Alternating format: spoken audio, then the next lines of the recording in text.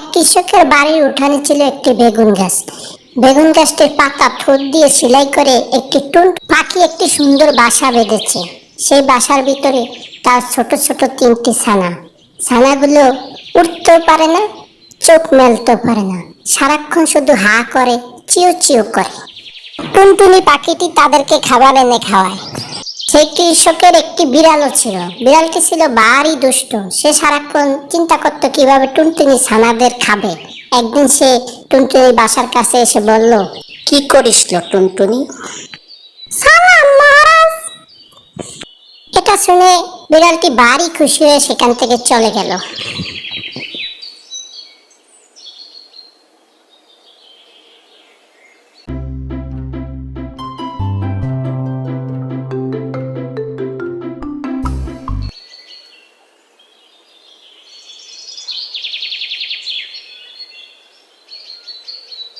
এভাবে বিড়ালটি প্রতিদিন এসে টুনির খোঁজ খবর নিত আর ফাঁক ফোকর খুঁজতো কিভাবে বাচ্চাদের খাওয়া যায়। টুনি পাখিটি প্রতিদিনই তাকে সালাম দিত আর মহারাজ কেমন আছেন এ বলে তাকে খোঁজ খবর নিত। এতে বিড়ালটি খুশি হয়ে চলে যেত।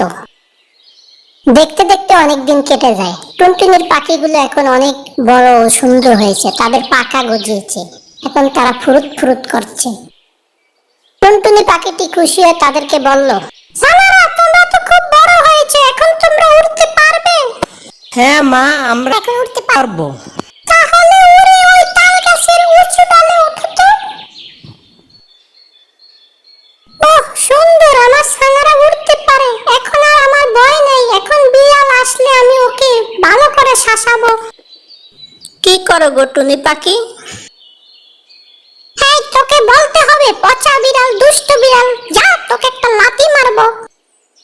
কি বললি টুনি? তোর এত বড় সাহস! এখনই লাফ দিয়ে গাছে উঠতে তোর ছানাদেরকে খেয়ে ফেলবো।